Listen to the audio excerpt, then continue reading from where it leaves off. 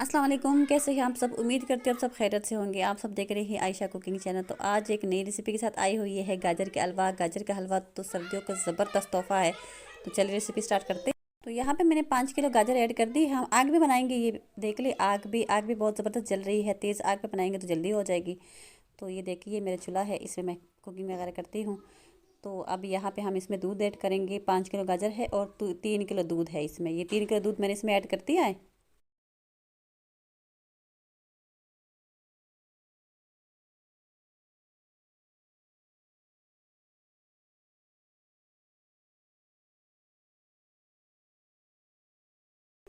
आप यहाँ पे मैं इसमें चीनी ऐड कर रही हूँ। ये है मेरे पास 1 प्लेट चीनी है, तकरीबन पाव चीनी है।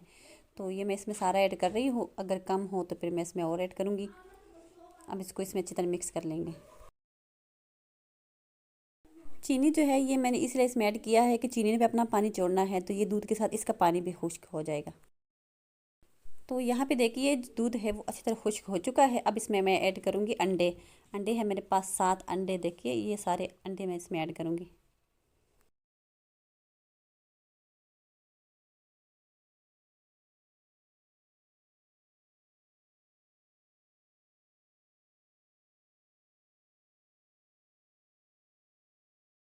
अंडे जो है वो भी इसमें मिक्स हो चुकी है। अब इसमें मैं ऐड करूँगी घी। ये है मेरे पास 1 कौली घी है। ये मैंने इसमें सारा ऐड कर दिया है। इसी के साथ हम इसकी अच्छी तरह भुनाई करेंगे, फ्राई करेंगे इसको। तो जो पानी रहता है वो इस घी के साथ ही हमने सुखाना है।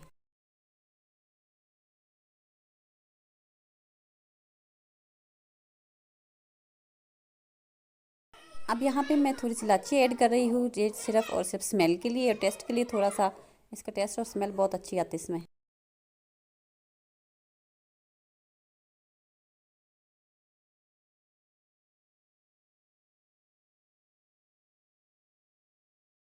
तो यहाँ पे देखिए जो अच्छी तरह है पानी है वो खुश्क हो चुका है। ये घी ऊपर आ रही है, ये देख रही है। मैं इसको दबा तो घी जो है वो ऊपर आ रहा है। इसका मतलब ये कि अच्छी तरह फ्राई हो चुका है ये। अब यहाँ पे मैं थोड़ी सी बादाम ऐड कर रही हूँ और थोड़ी सी गार्निश के लिए रख लूँगी।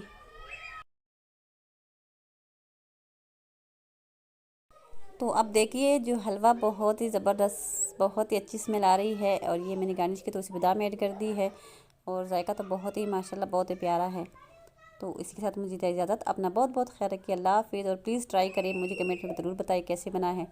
अल्लाह हाफ़िज़। अपना बहुत बहुत ख्याल रखिए। अल्लाह हाफ़िज़।